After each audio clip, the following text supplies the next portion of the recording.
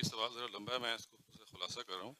یہ کہنا یہ چاہتے ہیں کہ غالباً ایک ایتھیسٹ ہے جو بہت متقی ہے، لیکن خدا کو اگرچہ وہ نہیں مانتا لیکن باقی تمام گناہ ہیں اس سے وہ دور رہتا ہے، تو ایسے شخص کا اخروی انجام کیا ہوگا؟ جس خالق نے اس کو پیدا کیا ہے وہ اس کے اخروی انجام کا فیصلہ بھی کر لے گا۔ میری کبھی یہ بات سمجھ میں نہیں آ سکی کہ ہم لوگوں کے اخروی انجام کا فیصلہ کرنے کے لیے کیوں بیٹھ جاتے ہیں۔ وہ تسلی نہیں ہوتی۔ اس کائنات کا ایک پروردگار ہے، اس نے انسانوں کو پیدا کیا ہے، اس نے اپنا پیغام پہنچا دیا، اس کے اصول واضح کر دیے۔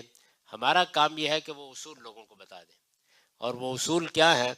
آپ یہ دیکھیے کہ قرآن مجید نے یہ بتایا ہے کہ آخرت میں اللہ تعالیٰ کے ہاں نجات پانے کے لیے انسانوں کو 3 حصوں میں تقسیم کر دیا گیا ہے۔ ایک وہ لوگ ہیں جن تک کسی پیغمبر کا پیغام نہیں پہنچا، کوئی دعوت نہیں پہنچی، جن کو معلوم بھی نہیں ہوا کہ کبھی خدا نے کوئی پیغمبر بھیجا تھا۔ ان کے بارے میں اللہ تعالیٰ یہ کہتے ہیں کہ میں نے ان کے وجود میں یہ شعور ڈال دیا ہوا ہے کہ میں ان کا پروردگار ہوں، اور میں نے ان کو اخلاقی احساس دیا ہے، برائی اور بھلائی کا احساس۔ فَأَلْهَمَهَا فُجُورَهَا وَتَقْوَاهَا، یہ 2 چیزیں میں نے ان کو دی ہیں، دونوں ہی کی بنیاد پر قیامت میں پوچھوں گا۔ تو جو آدمی خدا کا انکار کرتا ہے، یہ جواب اس کو دینا ہے کہ جو شعور خدا نے اس کو دیا تھا، جو شخصیت اس کو دی تھی، جو معنویت اس نے کائنات میں دیکھی، اس نے اس کائنات کا مشاہدہ کیا، اس نے انکار کیوں کیا؟ یہ جواب وہ دے گا۔